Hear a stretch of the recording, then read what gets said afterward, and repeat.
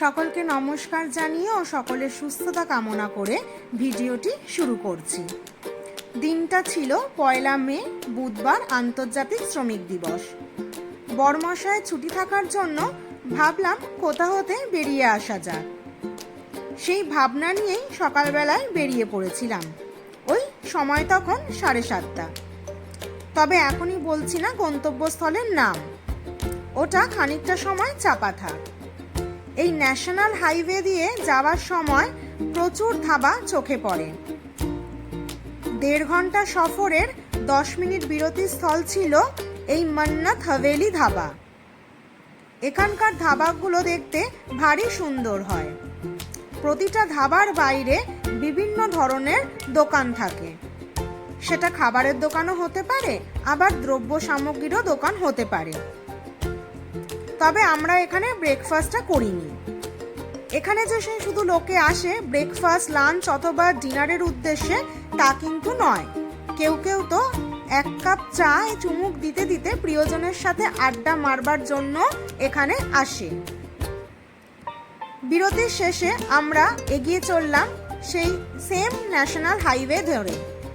তবে এখানে এই দিল্লি এনসিআর সাইডে এই সময়টা প্রচুর সূর্যমুখীর চাষ হয়, তারই প্রমাণ নিয়ে এগিয়ে চললাম।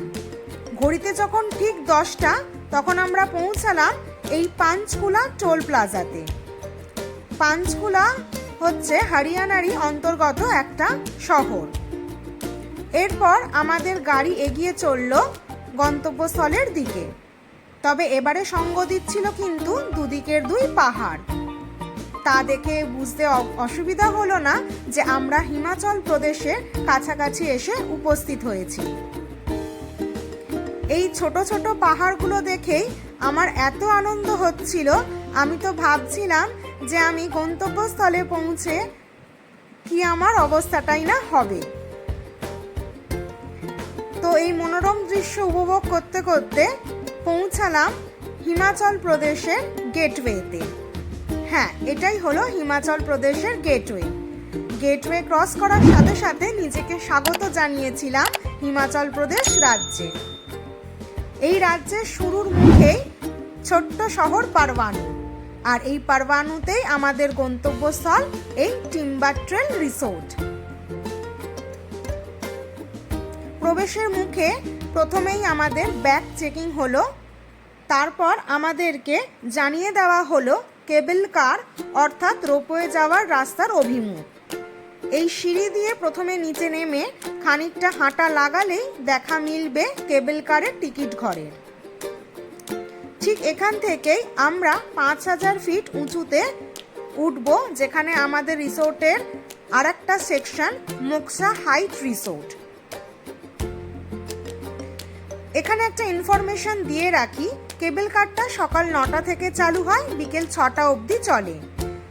যাওয়া আসা মিলিয়ে মাথাপিছু খরচ 1050 টাকা। টিকিট সংগ্রহ করে আমরা প্রতীক্ষারত ছিলাম যে কখন এই কেবল কারটা চালু হবে আর আমরা আমাদের গন্তব্যস্থলে পৌঁছবো। আমাদের মতন এখানে অনেকেই প্রতীক্ষারত ছিল। তবে প্রতীক্ষার অবসান ঘটিয়ে যখন ডাক পড়ল তখন আমার উত্তেজনার পারদ তুঙ্গে, সাথে একটা ভয়ও ছিল। তবে ভয়ের পরোয়ানা না করে আমি উঠে বসলাম এই কেবল কারে। তৎপার্শ্ববর্তী শিবালিক রেঞ্জের ঘেরা উপত্যকার মনোরম দৃশ্য উপভোগ করছিলাম আমরা। তোমরাও উপভোগ করো।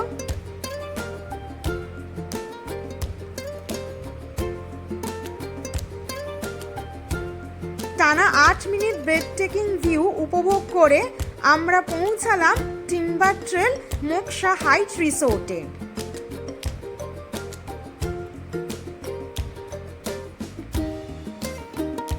যেখান থেকে স্টার্ট হয়েছিল সেই পয়েন্টটা কিন্তু আর দেখা যাচ্ছে না। আমরা প্রথমে যাচ্ছিলাম রিসেপশনের দিকে, আর রিসেপশন যাওয়ার মুখেই ভিউটা ছিল দুর্দান্ত, এক কথায় চোখ ধাঁধানো। রিসেপশনে যাওয়ার উদ্দেশ্য ছিল একটাই, যেহেতু আমরা এখানে কোনো রুম নিয়ে থাকবো না, তো আমাদের অ্যাক্সেসিবল এরিয়া কি কি আছে সেটা জাস্ট জেনে নেব।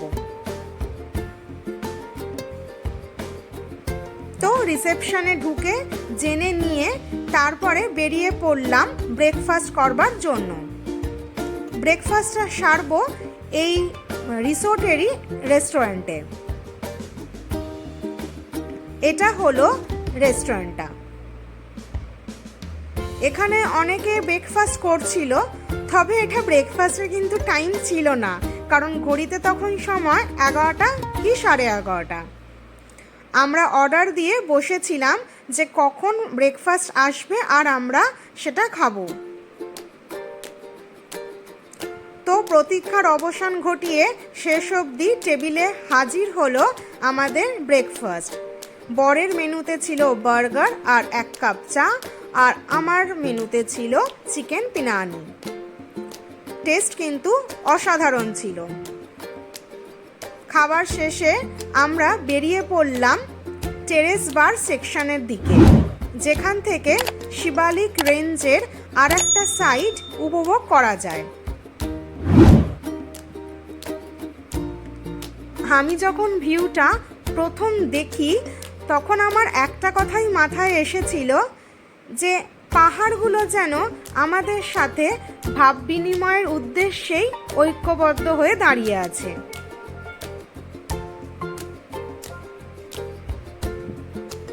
তোমাদের দেখে কি মনে হচ্ছে? এই দৃশ্য উপভোগ করতে করতে কখন যে সময় গড়িয়ে দুপুর হয়ে গেছিল তার টেরটাও পাইনি। তখন মনে হলো যে রিসোর্টের আরেকটা সেকশন যেখানে ক্যাফেটেরিয়া আছে সেটা একটু ঘুরে আসি। আর সেটা আরেকটু হাইটে ছিল। রাস্তাটা দেখলেই বুঝতে পারছো যে আমরা আরেকটু কিন্তু উঁচুতে উঠছি। এই রাস্তা ধরে খানিকটা এগিয়ে গেলেই দেখা মিলবে সেই ক্যাফেটেরিয়ার। এটাই হলো সেই ক্যাফেটেরিয়া। আর এই ক্যাফেটেরিয়ারই উল্টো দিকে রয়েছে অ্যাডভেঞ্চার পার্ক, যেখানে কেউ চাইলে অ্যাক্টিভিটিস করতে পারে। তবে আমরা দুজনের মধ্যে কেউই কোনো অ্যাক্টিভিটি করিনি। এটা হলো ক্যাফেটেরিয়ার ইনডোর সিটিং, আর এটা হলো আউটডোর সিটিং। আর আমরা আউটডোর সিটিংটাই প্রেফার করেছিলাম। প্রথমে নিয়েছিলাম অরিও মিল্কশেক, তারপরে নিয়েছিলাম মিনি চিকেন বার্গার। এই প্রাকৃতিক সৌন্দর্যের নিচে খেতে বসে একটা কথা উপলব্ধি করলাম যে স্বাদ কিন্তু দ্বিগুণ বেড়ে যায়। তারপরে নিয়েছিলাম একটা মকটেল, যদিও সেটার টেস্ট খুব একটা ভালো লাগেনি, লিটারেলি একটুও না। তো তোমরা এই ক্যাফেটেরিয়ার আউটডোর ভিউটা একটু দেখে নাও, ততক্ষণে আমি আমার ওই বাজে মকটেলটা শেষ করে নিই।